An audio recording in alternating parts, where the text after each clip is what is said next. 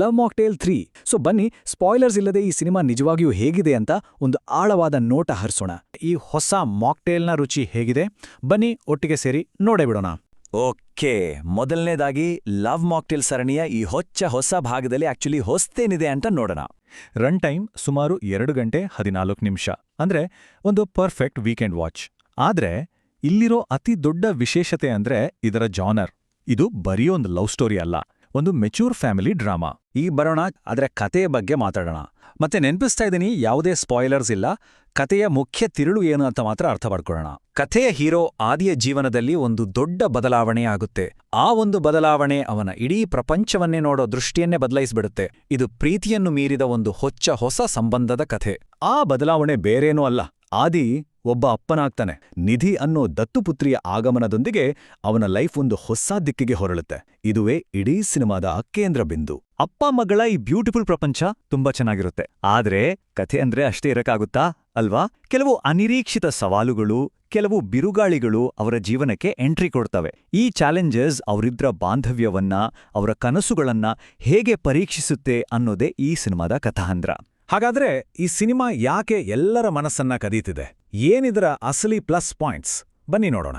ಸಿನಿಮಾದ ಅತಿ ದೊಡ್ಡ ಗೆಲುವು ಅಂದ್ರೆ ಅದರ ನೈಜತೆ. ಪ್ರಮುಖ ಪಾತ್ರಗಳ ನಡುವಿನ ಕೆಮಿಸ್ಟ್ರಿ ಎಷ್ಟು ಸಹಜವಾಗಿದೆ ಅಂದ್ರೆ ನಾವು ಕಥೆಯೊಳಗೆ ಪೂರ್ತಿಯಾಗಿ ಕಳೆದು ಹೋಗ್ತೇವೆ.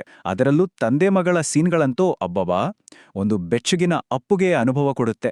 ಜೊತೆಗೆ ಪೋಷಕ ಪಾತ್ರವರ್ಗದ ಅದ್ಭುತ ನಟನೆ ಮತ್ತು ಪೇರೆಂಟಿಂಗ್ನಂತಹ ವಿಷಯಗಳನ್ನ ತುಂಬಾ ಸೂಕ್ಷ್ಮವಾಗಿ ತೋರಿಸಿರೋದು ಈ ಸಿನಿಮಾವನ್ನು ಬೇರೆ ಮಸಾಲಾ ಚಿತ್ರಗಳಿಗಿಂತ ಒಂದು ಪಡಿ ಮೇಲೆ ನಿಲ್ಲಿಸುತ್ತೆ. ಇನ್ನು ಡಾರ್ಲಿಂಗ್ ಕೃಷ್ಣ ಅವರ ನಿರ್ದೇಶನದ ಬಗ್ಗೆ ಹೇಳಲೇಬೇಕು. ಅವರ ಸಿಗ್ನೇಚರ್ ಸ್ಟೈಲ್ ಇದೆಯಲ್ಲ, ಅಬ್ಬರದ ಡೈಲಾಗ್ಗಳಾಗ್ಲಿ, ಓವರ್ ದ ಟಾಪ್ ಸೀನ್ಸ್ಗಳಾಗ್ಲಿ ಇರೋಲ್ಲ. ಬದಲಾಗಿ ಸಣ್ಣ ಸಣ್ಣ ಸಂತೋಷಗಳು, ಮೌನದ ಕ್ಷಣಗಳ ಮೂಲಕವೇ ಅವರ ಕಥೆಯನ್ನ ಕಟ್ಟಿಕೊಡ್ತಾರೆ.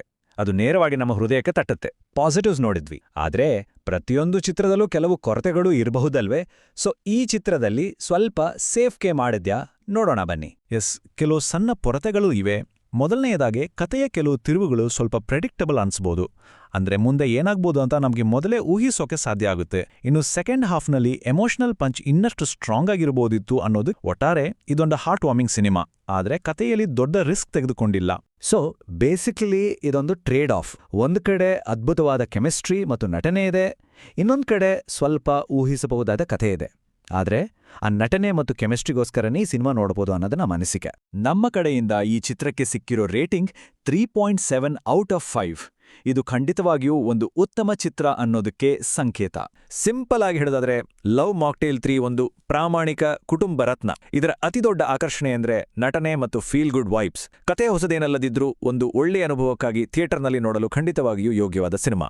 ನೀವು ಫ್ಯಾಮಿಲಿ ಜೊತೆ ಕೂತು ಒಂದು ಒಳ್ಳೆ ಫೀಲ್ ಗುಡ್ ಸಿನಿಮಾ ನೋಡಬೇಕು ಅನ್ಕೊಂಡಿದ್ರೆ ಖಂಡಿತ ನಿಮಗಾಗಿಯೇ ಮಾಡಿರೋ ಸಿನಿಮಾ ಇದು. ಸಿನಿಮಾ ನೋಡಿದ್ಮೇಲೆ ನಿಮ್ಮ ಅಭಿಪ್ರಾಯವನ್ನ ಕಮೆಂಟ್ಸ್ನಲ್ಲಿ ಖಂಡಿತ ತಿಳಿಸಿ.